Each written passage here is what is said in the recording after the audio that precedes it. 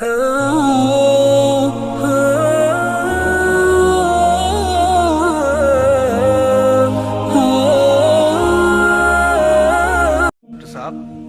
मेरे पेरेंट्स हिंदू थे, पर मैं अपने को हिंदू नहीं मानता हूं। मैं अपने को इंसानियत मानता हूं, इंसान मानता हूं। बाई चांस मैं जमा हूं हिंदू जगह घर, और आप जमे हैं इस्लाम के घर, और दूसरे जमे उनके घर, पर सबसे ज्यादा है इंसानियत। और अभी तक मजहब ने, कोई भी मजहब हो, इंसानियत के ऊपर अमल नहीं किया। आपने 12-13 साल से इसमें स्टडी कर रहे हैं, मैंने 30 साल से स्टडी कर रहा हूं, बाल मेरे सफेद हो गए हैं, रोटी के लिए मैं बिजनेस करता हूं।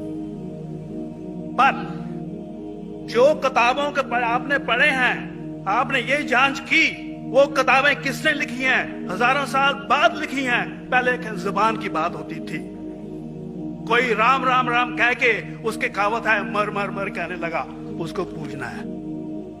वेदा ऐसी थी, ग्रीक मैथोलॉजी ऐसी थी, इजिप्शियन मैथोलॉजी ऐसी थी, इब्राहिम से लेके मोसेस तक, और आपके मोहम्मद साहब के बाद आपका मोहम्मद साहब का जो किताब लिखेगी कुरान 50 साल बाद लिखेगी, तो 40-50 कोई भी हो। पर मुझे माफ करना साहब, मैं आपसे एक सवाल ये उड़ना चाहता हूं। हम सब इंसान है, इंसान को एक करके सब मजहब 21st सेंचुरी में इंसानियत मजहब क्यों नहीं बनाते? जो आप ठहर, मैंने अभी खत्म नहीं किया जनाब, मैंने हमने खत्म नहीं किया। हाँ, मैं ये कह रहा हूं साहब, आप अपना पर्सनल मजहब है रखिए, अपने घर में रखिए, पर स्टेट में और दूसरों के ऊपर ना लाइए, वार ना करिए, लड़ाई ना करिए। एक माफी चाहता हूं, ऐसी हजारों चीजें मैं दूसरे मजहब में निकाल सकता हूं। मैं आपसे पूछना चाहता हूं, खलीफा 40 साल के अंदर मर गए, मर्डर हुए, असैसिनेट हुए, और अली साहब जो थे वो ग्रैंड सर हमारे पैगंबर के थे। ये चीजों के हवाला दूसरों में भी है, मैं हजारों दे सकता हूं, पर इसका सवाल मैं आपसे कहना चाहता हूं। भाई साहब ने अच्छा सवाल पूछा, लंबा था, तकरीर थी छोटी। भाई साहब ने कहा कि वो हिंदू धर्म में पैदा हुए लेकिन हिंदू नहीं है, इंसान है। क्यों ना हम एक मजहब इंसानियत बनाते हैं? उनका जो कहना है वो इंसान है। भाई साहब, हर शख्स, हर इंसान जो पैदा होता है वो इंसानी होता है, लेकिन सिर्फ इंसान होना काफी नहीं है। इंसान होना जरूरी है। हर मुसलमान पहले इंसान होना जरूरी है उसे। इस्लाम की सारे बातें, एक भी बातें मैंने कहा मैं तकरीर में, इंसानियत के खिलाफ नहीं है। एक भी बातें मैं चैलेंज करता हूं, आप एक भी बात इस्लाम की बुनियादी बात बताओ जो इंसानियत के खिलाफ है। मुसलमान होने के लिए अच्छा इंसान होना जरूरी है। अगर आप अच्छे इंसान नहीं हैं तो मुसलमान हो ही नहीं सकते। लेकिन सिर्फ अच्छा इंसान होना काफी नहीं है। मिसाल के तौर पे डॉक्टर बनने के लिए 10वीं पास करना जरूरी है, फिर 12वीं, फिर डॉक्टरी। तो मैं कहूंगा डॉक्टर बनने के लिए स्कूल पास करना जरूरी है, लेकिन स्कूल पास करना काफी नहीं है। तो इस्लाम में अच्छा मुसलमान बनने के लिए अच्छा इंसान बनना जरूरी है, लेकिन सिर्फ अच्छा इंसान बनना काफी नहीं है। समझ रहे? क्यों? क्योंकि इंसान को जिसने पैदा किया उसकी इबादत करना जरूरी है। जिसने आपको पैदा किया, जिसने आपको पैदा किया, उसकी अगर आप इबादत नहीं करेंगे तो इंसानियत के नाम पे कलंक है। आप कहते हैं कि मजहब, जितने मजहब है सब भेदभाव पैदा करता है, नफरत पैदा करता है। आपने कहा, शंकराचार्य ने बिल्कुल सही कहा। शंकराचार्य ने कहा कि कोई भी मजहब नहीं सिखाता कि आपस में भेदभाव करना। उनकी भी स्टडी है, मेरी भी स्टडी, आपकी भी स्टडी है। आपने कहा कि मैंने 10-12 साल किया, आपने 30 साल किए। अगर आप 30 साल किए उसका मतलब नहीं कि आप मुझसे अच्छे हैं, जरूरी नहीं। मैंने नहीं कहा कि आपने कहा, मैंने ये भी नहीं कहा कि आपने कहा। मैंने कब कहा कि आपने कहा? मैं कह रहा हूं, मैंने कब कहा कि आपने कहा? मैं कह रहा हूं क्योंकि आपने कहा कि अब 30 साल की स्टडी की। मैं हिंदू मजहब पे भी चंद साल के अल्हम्दुलिल्लाह सुम्मा अल्हम्दुलिल्लाह कई शंकराचार्य से बात की, कई स्वामी जी से बात की, कई प्रीस्ट और फादर से अमेरिका में की। मैं तो अभी तक जवान हूं माशाअल्लाह, अल्लाह का फजल है, अल्लाह का फजल है। आपने कहा कि मजहब भेदभाव करता है, यह कहना बिल्कुल गलत है। मजहब भेदभाव नहीं करता। जो मजहब के मानने वाले हैं वो मजहब को सही तरीके से नहीं समझते हैं, इसीलिए भेदभाव पैदा करते हैं, और अलग बात है। गलती है मजहब के मानने वाले की, मजहब की नहीं। ये कह रहे हैं कि मजहब की, मिसाल के तौर पे एक मर्सिडीज कार है, मर्सिडीज कार है, मुझे ये जानना है कि मर्सिडीज कार कितनी अच्छी है। तो एक ड्राइवर मर्सिडीज कार चलाते जो ड्राइविंग जानते ही नहीं और मर्सिडीज कार को ठोक देते, तो किसकी गलती है, मर्सिडीज गाड़ी की कि ड्राइवर की?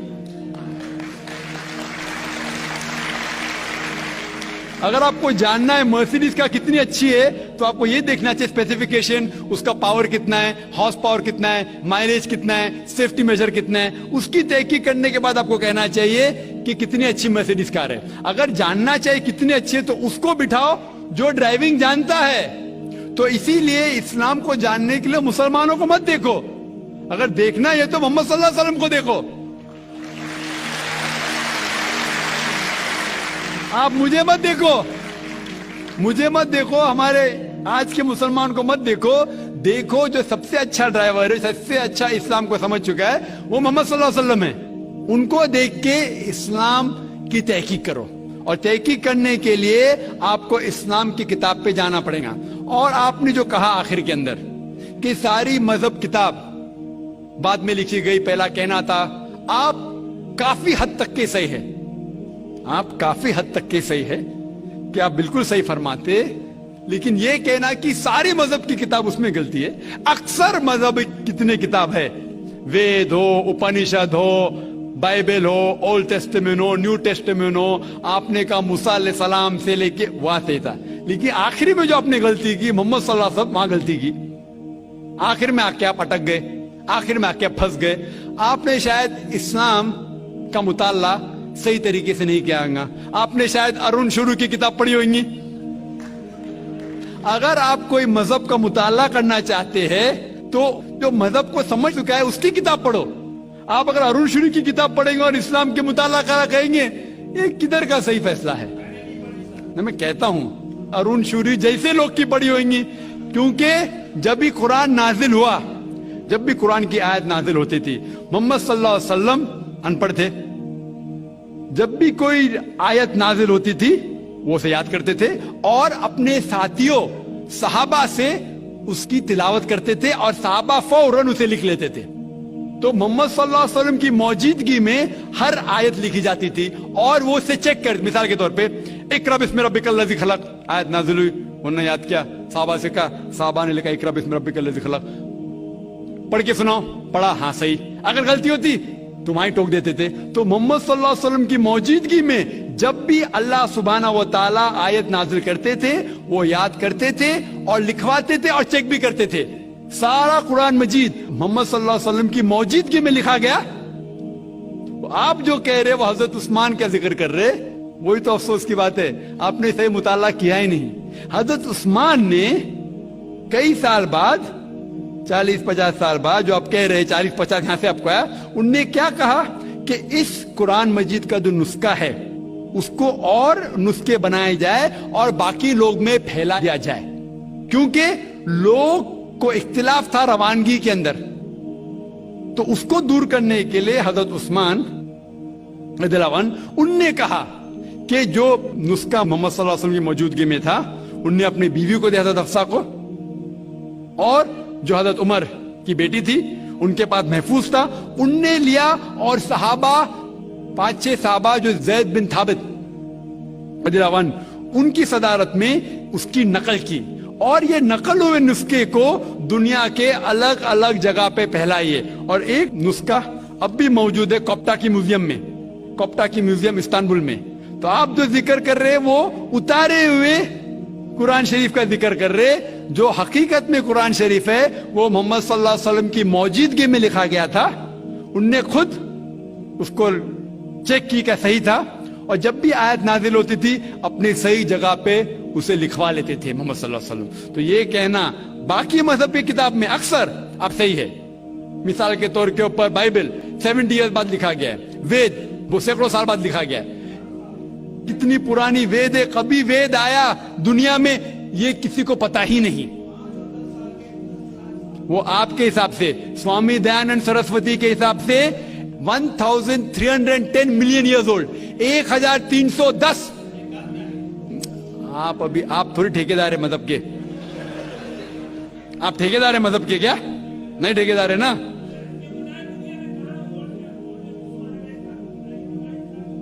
हाँ इसलिए ओ भाई साहब ना, बिल्कुल सही भाई साहब भाई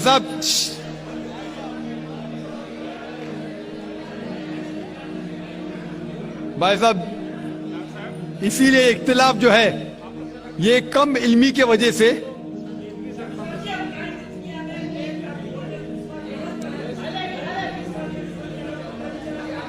वेद का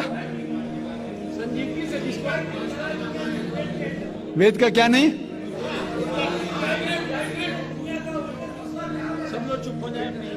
भाई साहब ने कहा कि दुनिया का सबसे ओल्डेस्ट स्क्रिप्ट वेद है, वो कुछ हिस्टोरियंस कहते हैं। बट ओल्ड होना मतलब नहीं कि सही, जो कुछ ओल्ड है वो सबसे बेहतर होना जरूरी नहीं। मिसाल के तौर पे मेरे पास पुरानी गाड़ी है 50 साल पुरानी, उसका मतलब नहीं कि नई गाड़ी से अच्छी है। ये भी हो सकता है कि पुरानी गाड़ी नई गाड़ी से अच्छी हो सकती है। मेरे पास मर्सिडीज कार है 5 साल पुरानी, जो नई मारुति से अच्छी होंगी। तो ये कहना कि कोई किताब या कोई मजहब पुराना इसलिए बेहतर है, बिल्कुल गलत है। जो आदमी को अक्ल है वो कभी भी ऐसा नहीं कहेगा कि पुरानी चीज बेहतर, नई चीज बेहतर। वो चीज बेहतर है जो हक के ऊपर है, जो चीज हक के ऊपर है वो चीज बेहतर है। तो भाई साहब आपकी जो तहकीक है मजहबी किताबों पे जरा कमजोर और गलत है। आपको फिर से और 30 साल लगाने पड़ेगा इंशाअल्लाह।